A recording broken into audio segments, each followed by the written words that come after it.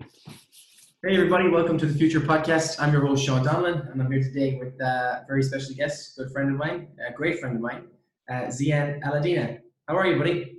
Doing good, Sean. How you doing, bud? Yeah, good, good. What's happening? Did you have a nice weekend? Did you enjoy all the beautiful weather we had? Well, we're out in the North Shore for the last couple months, so it's nice. There's trails, walking around the neighborhood, stuff like that. We're not in downtown right now. Coming back downtown end of the month, so that'll be a new experience again. But yeah, it's weird. We've been driving around, checking things out, seeing what's been going on, and there's so many people out over the weekend. It was great. People out enjoying themselves. Hopefully, people were keeping safe. Yeah, it was. It's hard to keep people inside and separated when everything is so nice, you know. Totally. Yeah. So it's crazy, but at least you got to enjoy yourself and get out a little bit. Yeah. Did you get out? Yeah, I did. I went down to the beach. People were keeping their distance, that's for sure. Good. You can't expect people to stay inside like that unless it's a full lockdown. People won't stay inside unless it's mandated that they got to stay inside. But yeah, it was busy. Like if you were around, you wouldn't think that anything was going on. Just that people were queuing outside of places to get in, or queuing outside of the liquor store, or pubs to get, like, some pubs are doing drinks with jars, clothes and stuff. So yeah, I suppose they're businesses and they need to stay open. Yeah, for sure. I mean, there's a lot of things that can be done. I mean, it's a new age, right? And I think that, BC did a great job at locking down early, minimizing the exposure, right? So now it's more of, maintaining that level of security for everybody and, seeing how it goes. At the end of the day, things can happen because we lock down so quickly. Other parts of the world, I mean, they're like, they're still in lockdown and they're just, doing what they have to do. But we were very fortunate. Everybody played by the rules here pretty much, and it was great. So I think we'll get a jump start on a lot of things. I mean, real estate activity is picking up again. We're seeing huge traffic online. We're seeing a lot of people coming in for showing, like requesting showings and stuff like that. My pipeline is jam-packed right now for that stuff. And we're just waiting. I think that's going to happen. We're doing, 30, 38 sales a day last week. We're probably scaling up to I'd say 40, 41 a day right now. We're listing around probably 10 units a day. So if we're looking at, there's good movement. Yeah, there's good movement. And it's one of these things of where, listing 30 units a day. We're looking at a fairly balanced market in this little short period of COVID, right? Where prices haven't really been affected. Yeah, there's been some deals out there, but there's been deals out there for 2.5 years, right? So while you watch it, it's not really hurting us here. I think also because we haven't had the effects other places have had. I can, pretty much, talking to people around the world, China, Hong Kong, Shanghai, Beijing, all these places that could have had hotspots or didn't. And the ones that didn't have hotspots, they're the ones whose pricing has stayed fairly stable. Now we're talking residential, not commercial, right? But when you come to other places, New York is probably going to get hammered, unfortunately. London is going to get hammered, price-wise. And it's going to be one of these times where I think people are going to be looking for safe havens like Canada to come back to A, live, B, raise their families, and C, to invest. I think it's going to be a very the whole world shifted. In 12 weeks, the whole world shifted. Yeah. Right? And we look outside right now. Look, I'm looking outside. I can see all of downtown, the ocean, the mountains and stuff. And I'm looking out there and I'm going, yeah, I mean, Lost you again. Sorry. Yeah. No worries. So seeing that, Vancouver's one of the best places in the world to live in, if not the best. And that's it, right? Like that's hands down. It is one of the greatest places on earth now. Yeah, definitely. Well, no major outbreak here. Like I said, when you're out on the street, you don't really notice that there is a global pandemic. So it's obviously people are wearing face masks and people are keeping distance. But like I said, in some other cities, the hospitals are full and you're not allowed on the street, Yeah. So it looks like we're going to get back to business here a little bit quicker than a lot of other places. So that's fantastic. Yeah, it's great news. It's great news. I think our government did a great job. I don't always agree. I never agree with the NDP, but I do agree with them. You know, what they've done is they've done a great job. Again, I think Canada as a whole should have shut down sooner. I think that there was, you know, these things are fluid, and there's moments in action, the moments of inaction that, you know, kind of translate to the business world as well. You can't turn around the clock. So you can't turn back the clock on making a strategic move. So if you sit and ponder something for too long, just like in business, you miss your execution point.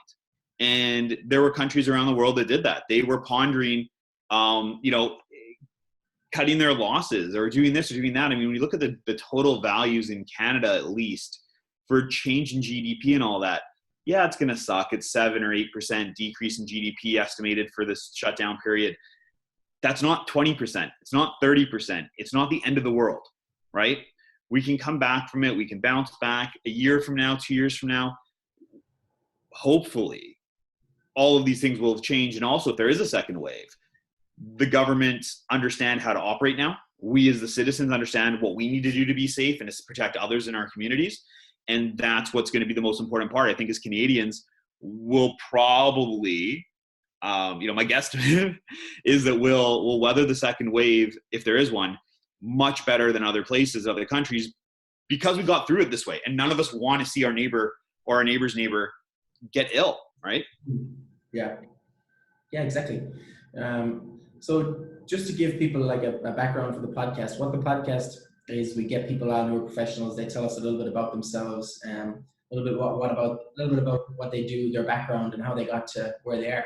So if you wouldn't mind telling people a little bit about yourself and your professional history. For sure. So I'm in real estate. I do real estate development, investment. I'm also a real estate agent. You know, our development portfolio is a family shop. We just do some small things here and there. We're definitely not huge, but it's something I've been doing for about 17 years. My parents were doing real estate investments since they were in their late teens, early 20s, all, you know, based in East Africa. We've, you know, gone through every type of recession, every type of slowdown, now a pandemic. We've seen it all, and yeah, it hits. I mean, you can't be protected every time, right? This time around, we've been very lucky. The last real estate adjustment here in Vancouver, very lucky. But the time before that, 2009-10 was a bad year. That was a bad run for sure. Yeah. So how does that compare to this? Was that different to this? Oh yeah, because you didn't know where the bottom was, right? Yeah. Here we know where the bottom was for real estate anyways, and that was the summer of 2018, 19 kind of thing. There were deals in 18, you could 19, and deals in 19 you could. At the same time, it was like different parts of it just getting very fluid. So we know where the bottom was because everybody came out of the woodwork, and the market last year was just coming up back again, right? The pandemic slowed that down. But it also showed the longevity of our market and the tenacity of it, and the fact that people don't have to sell here in Vancouver, unlike other markets. And our government, CMHC insured mortgages, the way that the banks did the deferral program, I mean, it's phenomenal. Like the deferral program, just to give you an idea, just for anybody listening that may not know about it, the deferral generally for most of the banks and credit unions, it actually goes to the end of your mortgage. They add it to your mortgage balance. It's not like it's due and payable in 6 months. It's due and payable at the end of your mortgage. So they amortize that deferral for the rest of the balance of your mortgage. And then when you renew again, they just add it on if you want, or you can pay it off. So it's not like we're going to end up with a whole bunch of people who now have to pay that 6 months of deferral payment. That is not the case. So that, coupled with CMHC insured mortgages, the fact that our government, you know, underwrites a lot of our mortgages with CMHC and insured, and there's a bunch of different stuff there. Of course, there's a whole different world of things, but a lot of the way that the Canadian real estate industry was created and stays alive in that way is we have a lot of government support in certain ways that we don't go in a mass bankruptcy like the US in 2008, 2009. You know, good story for you there. I know I'm getting off track, but the guy from The Big Short, right? He was a guy who made a killing in 2008-9 in the US with his crew of guys. They came up here 4 years ago, and maybe 5. Did their whole thing, toured Vancouver, toured Calgary, toured Toronto, I believe. They came and shorted the Canadian banks. the biggest thing they didn't realize, I had a hedge fund buddy who was, from California, who knew what they were doing and intimately knew what they did in 08, 09. Nobody from the States understood that we have CMHC, so that our high risk mortgages, which are, non-conventional, 25% or less down payment, or 20%, something like that, 5% down, 10% down, those mortgages are CMHC insured. They are underwritten by our government. So they don't go bankrupt. So when somebody goes into bankruptcy, they can't pay their mortgage, the bank gets paid out by the government. That person still gets, they have their issues, but the bank is saved. Some interest, some penalties are lost, but they still get their money back. Prevents a collapse. Exactly. And that's the beauty of it. And that's what a lot of people didn't realize when they were shorting Canadian banks or Canadian real estate. Warren Buffett understood that. That's why he bought Home Trust, right? That was a great acquisition from his side. Whatever reason, the big short guys, other people were shorting Home Trust when Buffett bought it. Again, not understanding what happened. And that pushed Home Trust pricing downwards, where it should be a much stronger company than it is today. That being said, we know there's an end to the pandemic. We know that we can work through the pandemic. We know the demand is there, and we know demand is coming. So when you look at things like that, I think that our market is much better than it was. We've got to kind of force break. I stopped working altogether for about 4.5 weeks. Not altogether, doing my stuff with my clients, whatever, but none of my clients needed to sell. None of them needed to buy. And my response to them was, let's sit back and wait. Yeah. Right. So it's interesting. So for me, getting back to the question at hand, first business, I was 16 years old, car detail shop. My dad threw it in my hands. Here you go. Run a business. 6 months later, it was gone. I was 16. Learned some great lessons from that. Been doing real estate since I was 21. In sense of investing and doing that type of stuff. Owned my first building at 26. I've owned buildings in the downtown east side. I've owned everything from parking spots to buildings to condos, houses, land assemblies, bare land, SRO, hotel style in the downtown east side and elsewhere. I've owned pretty much everything. I think the only thing I haven't owned has been ALR land. I've been involved in a couple of deals with ALR land, but I haven't quite been on ownership on that. Yeah, I mean, that's pretty much it. We've done everything pretty much in the realm of real estate. So, and industrial. I've never owned industrial. So, okay. Yeah. So that's me in a nutshell. I love cars. That's how we met. I am a gearhead, not to the extreme. I'm a gearhead with patience and persistence. I'd like to not get divorced, so I don't buy a car every time I want. Otherwise, my wife would murder me. Yeah. Brilliant. So just back to kind of what you had mentioned about the overall market and COVID and how that's changing things. What changes have you seen in your day-to-day business structure? Like I've seen a lot of your Instagram content and stuff where you're in the gear and obviously you're trying to make your clients feel comfortable. Can you give me an insight to that? Yeah, for sure. I mean, what's happened now is I was doing digital marketing, everything from day one. Now what it is getting the people on the other side to actually understand that and understand that the video tours are there. I've got, I do these 3D Matterport tours for all my listings. They're like $700 a listing. People used to be like, oh my goodness, that's insane. Well, no, but I've been doing it since day one. So people all over could go every corner of the house, right? Now it's about talking to my clients and saying, look, we're not going to get the opportunity to walk through every single open house anymore because there's no open houses. Now we got to be a little bit more fine-tuned, a little bit more focused. And again, we're at that point where demand prior to COVID pre-COVID was quite high. We were in multiple offers all the way from January to like probably early March. Like it was crazy. I did a bunch of deals from January 1st onwards. Every single one of them, except for one, was in multiple offers. So now is a time where there's deals to be had. There's ways to be, a little bit more aggressive, cleaner offers, this, that, the other. Try to get the property for a good value, but nobody's fire selling unless they need to. Nobody's accepting something that they don't want. And I think, again, that just speaks to the market, right? So the adjustment's been interesting. I'm going on tour again, wearing gloves, wearing masks. I'm on tour again a couple times this week with clients. It's, they're taking their own car. I'm taking my car. We're there. Yesterday I was with a client, walked through their house with their contractors, sold them a house in February or March. And we walked through the contractors. Well, there's 12 people there. So we're going in 6 by 6. We got booties on, we got gloves on, we got masks on. You know, it's nobody shaking hands, obviously. We're all keeping space. It was interesting. But it shows business can be done. Yeah, definitely. Yeah. Couldn't agree more. You're somebody that has their finger on the pulse, especially in real estate, but also in the rental side. Mm-hmm. You kind of know what's going on there. You see a lot of things. What's happening there? I see a lot of units available now. It seems like a lot of people have either, if they live in the interior, they've gotten out of the city. If they live in another country, they've left Canada to go to that other country. What do you think will happen with the rental market? Will we see more vacancies? Well, I think we will for a bit. And part of the part of the situation will be is that at a certain point, construction's been slowed down. A lot of projects were pulled the last year and a half, 2 years. A lot of rental projects weren't getting approved. So supply-wise, I think that we're going to end up back to equilibrium again, where we were. You know, equilibrium kind of settled down. We're looking at $2,000, a one bed. That's, you know, I think still fairly realistic in some parts of Vancouver. Some parts it's not. What we're seeing out there, and I've seen with especially all of our tenants, all of our tenants have paid, commercial and residential tenants. So we've been very, very fortunate. We now, I think, as of Thursday, every single one of our residential tenants applied for the potential of a max $500 from the provincial government.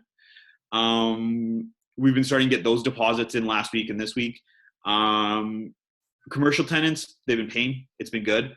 But again, I think we're going to see one of the biggest segments in the market. We're going to see a decrease in activity will be commercial office and commercial retail. Those are going to be markets that are going to get absolutely hammered by all of this. We have a lot of office buildings coming up in Vancouver. I talked to a few guys in office leasing. They've literally just said, I'm going to not work for the next 4 to 6 months.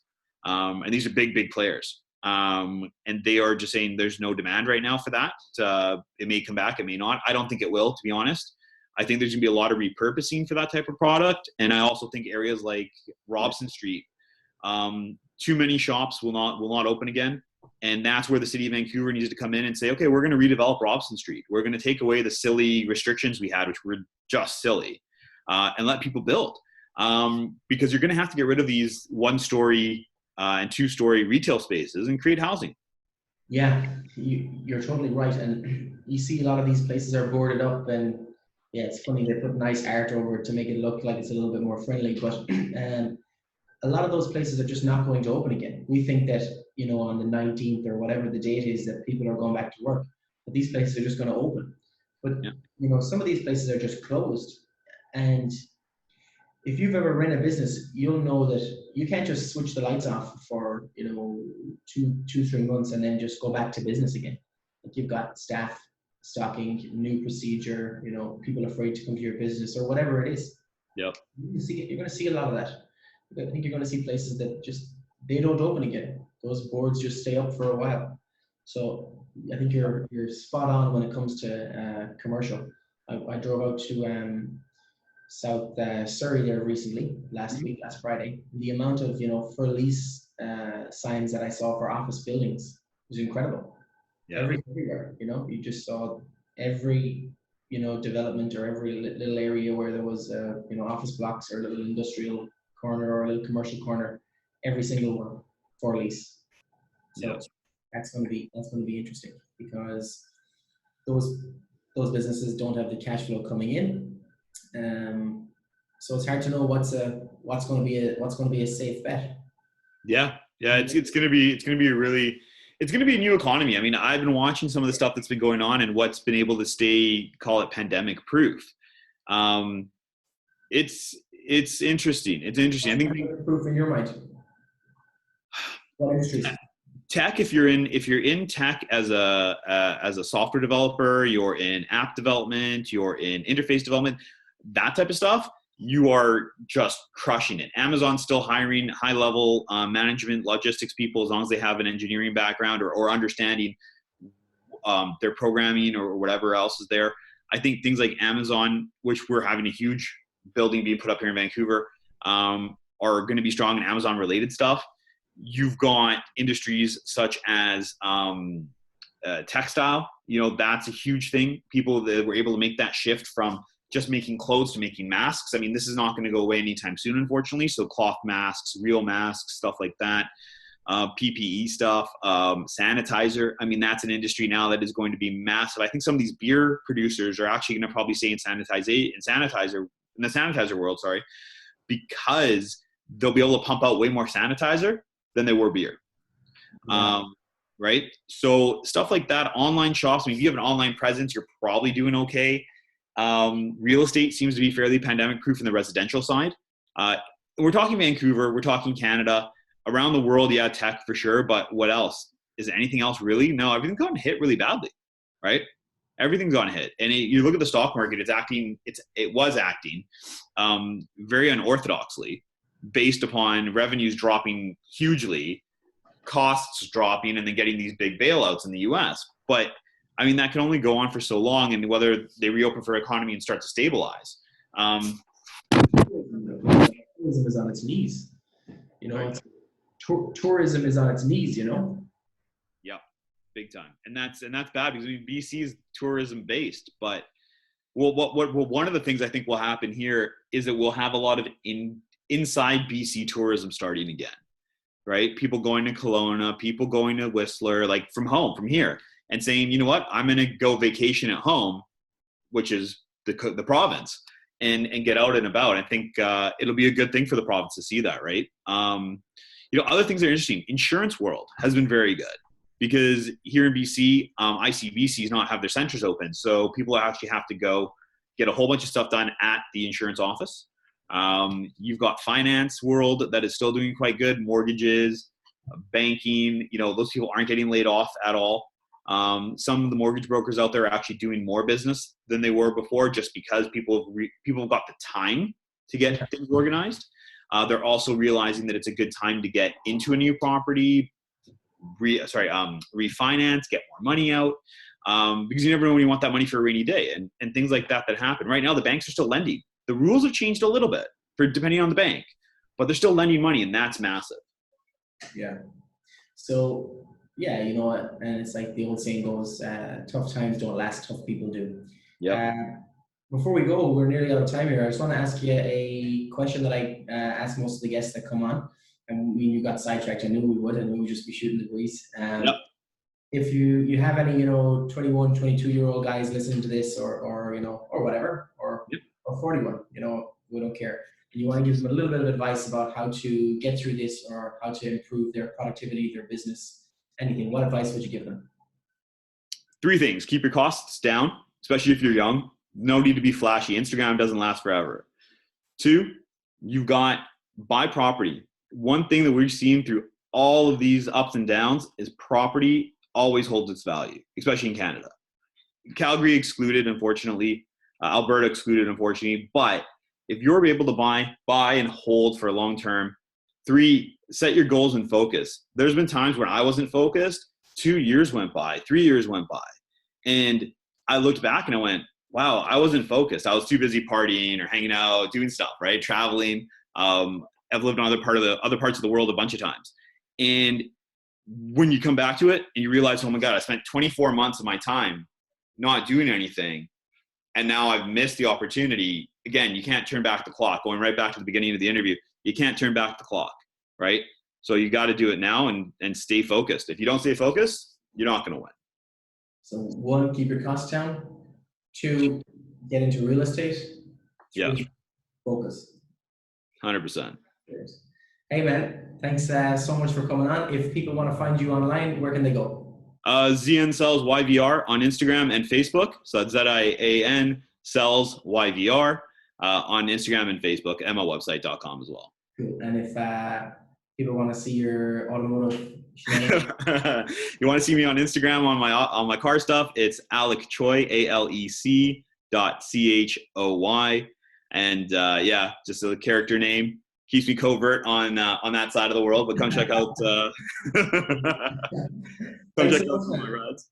Stay Thanks, safe. Sean. Looking forward to seeing you face to face soon, and maybe get you an in-person podcast down the line. For sure, buddy. Love it. Good to see you again. Thanks, buddy. Talk soon.